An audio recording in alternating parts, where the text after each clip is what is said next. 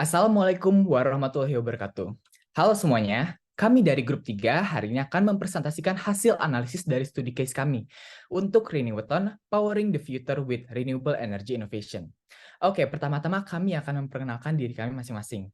Nama aku Sandy Putra Alicia, aku dari member unit campaign.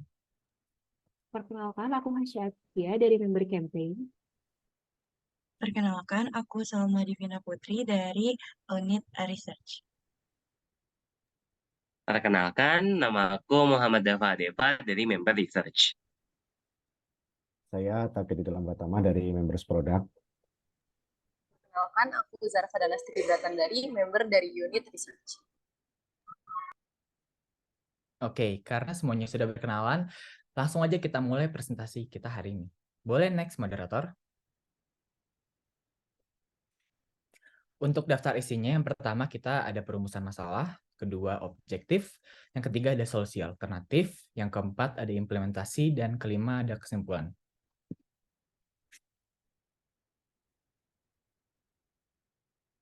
Oke, yang pertama ada pendefinisian masalah. Setelah kami analisis studi case-nya, kita menemukan beberapa rumusan masalah. Yang pertama, ada infrastruktur kurang memadai, termasuk tempat tinggal pada daerah A yang dikarenakan ada gempa bumi yang terjadi di daerah A yang menyebabkan infrastrukturnya di daerah itu menjadi makin hancur. Dan ini juga mengakibatkan penduduk di daerah A mengungsi ke daerah B yang menyebabkan ke rumusan kedua, yaitu rumusan kedua ada kekurangan pasokan air dan listrik pada daerah B yang tidak cukup untuk menampung penduduk kota A dan juga penduduk kota B. Ini juga berhubungan ke rumusan masalah ketiga kita, yaitu melambungnya harga air dan listrik. Ini dikarenakan pasokan air dan listrik kurang, jadi mengakibatkan harganya kedua itu juga menaik. Nah, selanjutnya kita menemukan masalah pertumbuhan penduduk yang signifikan di kota A dan juga kota B. Dan yang kelima, yaitu ada ketidaktertarikan masyarakat kota A dan kota B terhadap proyek energi terbarukan, yang menyebabkan tokoh-tokoh politik itu tidak mengimplementasikan energi terbarukan pada kota A dan kota B juga. Dan itu pendefinisian masalah yang kita temukan di studi case analysis kali ini. Boleh dilanjut oleh rekan saya, Kak Hasya. Selanjutnya, pada bagian objektif, kami menemukan beberapa poin yang telah kami analisis pada study case ini. Yang pertama itu, karena adanya pengungsian warga A ke warga B yang diperkirakan terjadi selama 5 tahun terakhir, maka diperlukan infrastruktur yang memadai untuk menunjang kehidupan warga A dan B dalam waktu 5 tahun terakhir tersebut. Lalu, objektif yang kedua itu, terdapat beberapa warga A yang menetap di daerah B, sehingga diperlukannya pasokan air dan listrik yang mencukupi untuk kedua warga tersebut secara berkelanjutan. Lalu, poin yang ketiga adalah perlu kebijakan harga air dan listrik yang stabil dan dapat dijangkau oleh masyarakat. Karena sesuai dengan study case yang telah kami analisis, mayoritas warga A dan B memiliki keterbatasan penghasilan untuk mencukupi kehidupannya. Lalu selanjutnya, yang keempat itu diperlukan pertumbuhan penduduk yang terkontrol dan stabil, ternyata juga diperlukan karena bila ditinjau dari jumlah penduduk, maka diperlukan listrik dan air yang meningkat juga. Lalu yang terakhir, terbangun kesadaran dan pengetahuan masyarakat tentang energi terbarukan, supaya proyek intensif yang dari pemerintah tersebut berupa net zero emission ini diminati oleh kalangan warga A dan B. Selanjutnya, untuk solusi alternatif dapat dijelaskan lebih lanjut oleh rekan kami. Selamat. Baik, terima kasih atas kesempatannya, Kak Asya. Untuk menjawab berbagai macam permasalahan yang telah didefinisikan dari persoalan yang telah diberikan, kami membuat beberapa solusi alternatif dari setiap definisi masalah. Nah, untuk solusi yang pertama, yaitu mengenai pembangunan infrastruktur daerah yang terkena bencana. Jadi kita itu ingin mencapai penanggulangan bencana dengan target 5 tahun.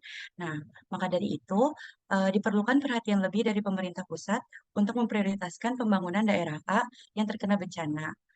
sehingga kebutuhan pembangunannya dapat terpenuhi secara efisien dan juga cepat.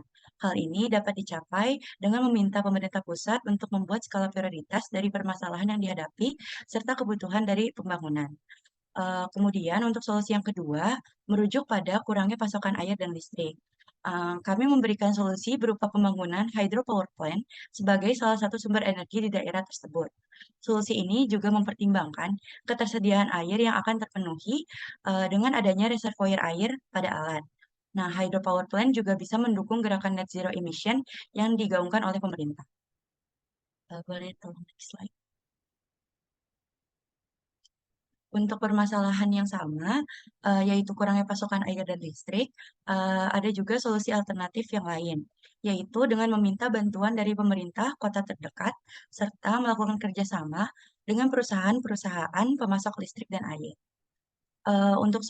Untuk permasalahan yang ketiga, yaitu melambungnya kenaikan harga untuk listrik dan air yang terjadi di wilayah A dan B, kami memberikan solusi yaitu dengan meminta subsidi atau bantuan dari pemerintah pusat. Kami juga memberikan solusi berupa adanya pelaksanaan musyawarah antar warga dalam menetapkan harga air dan listrik yang tidak membebankan mereka dan sesuai dengan kemampuan finansial dari setiap warga. Sehingga setiap warga dapat membeli listrik dan air sesuai dengan kemampuan mereka. Kemudian untuk permasalahan lainnya serta solusinya akan disampaikan oleh rekan saya, Dava. Baik, terima kasih Salma. Masih membahas mengenai permasalahan yang ketiga, yaitu mengenai tingginya harga pasokan air dan listrik. Dapat dilakukan solusi juga yang lain selain subsidi tadi, yaitu adalah memberdayakan ekonomi lokal dengan cara memberikan kemudahan-kemudahan kepada masyarakat dalam membuka usaha baru, khususnya usaha khas dataran tinggi, misalnya budidaya teh, cengkeh, kopi, dan lain-lain. Dengan mengimplementasikan solusi ini, ekonomi lokal pada wilayah A dan B dapat memenuhi kebutuhan pasokan air dan listrik pada daerah tersebut. Selanjutnya, ada permasalahan yang keempat, yaitu tingginya laju pertumbuhan penduduk wilayah A dan B sehingga tidak dapat sehingga fasilitas pasokan air dan listrik itu tidak dapat memenuhi kebutuhan daripada penduduk tersebut. Solusi yang bisa kita lakukan adalah mengerem pertumbuhan penduduk. Caranya dengan mensosialisasikan program keluarga berencana agar laju pertumbuhan penduduk pada wilayah A dan B ini dapat menurun dan pasokan air dan listrik dapat mencukupi laju pertumbuhan penduduk. Begitu. Selanjutnya ada permasalahan yang kelima, yaitu mengenai kurangnya ketertarikan penduduk wilayah A dan B mengenai proyek energi terbarukan yang seharusnya dilakukan oleh para pemerintah lokal wilayah tersebut. Solusi yang dapat kita lakukan ada dua. Yang pertama, lebih fokus kepada masyarakat, yaitu adalah melakukan sosialisasi mengenai proyek-proyek energi terbarukan pemerintah dan manfaatnya terhadap penanggulangan bencana wilayah A. Dikarenakan pada permasalahan dijelaskan bahwa masyarakat tidak tertarik pada proyek energi terbarukan, maka diperlukan pemberitahuan bahwa proyek energi terbarukan ini apa sih urgensinya dan juga manfaatnya apa buat mereka in the long term. Maka supaya mereka lebih tertarik dan setuju akan dilaksanakannya proyek energi terbarukan. Nah, selanjutnya lebih kepada tokoh politik yang tidak melaksanakan kewajibannya, diperlukan perketatan kebijakan atau regulasi yang sudah ditetapkan oleh pemerintah untuk proyek energi terbarukan. Pada permasalahan sebelumnya juga dijelaskan bahwa tokoh politik tidak melaksanakan kebijakannya dengan tidak melaksanakan proyek energi terbarukannya sesuai kebijakan karena masyarakatnya tidak tertarik. Maka diperlukan suatu konsekuensi kepada para tokoh politik tersebut jika mereka tidak melaksanakan kebijakan tersebut dengan benar. Seperti itu. Selanjutnya ada implementasi yang akan dijelaskan oleh teman saya, Takidito. Kepadanya dipersilakan. Oke, terima kasih kesempatannya, Dava.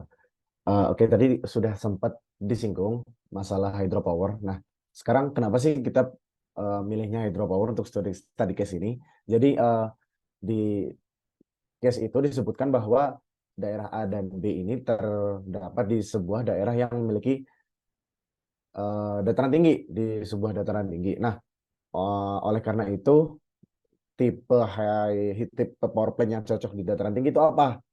Hydropower. Nah, oke, kita sudah mendefinisikan tipe plant apa, kemudian tipe hydropower apa yang mau kita aplikasikan di kota untuk memenuhi pasokan listrik tersebut. Nah, ada beberapa kandidat kan dari run of river, kemudian storage hydropower, pump storage. Setelah kami analisis lagi, jenis hydropower yang pas untuk test case ini adalah pump storage. Kenapa? Karena pump storage ini memiliki reservoir. Nah, reservoir ini nanti akan membawa banyak sekali manfaat terhadap pasokan air di kota B. Oke, lanjut.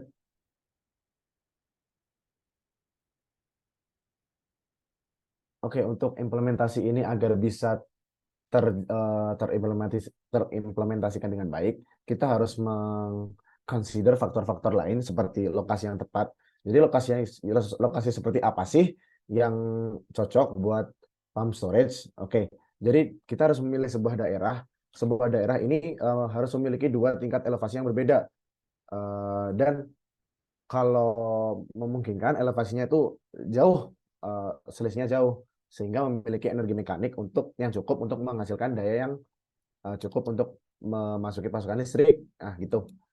Oke, jadi selain itu kita harus bisa menyediakan sebuah tanda kutip cekungan reservoir untuk di bagian atas dan di bagian bawahnya harus ada reservoirnya semua.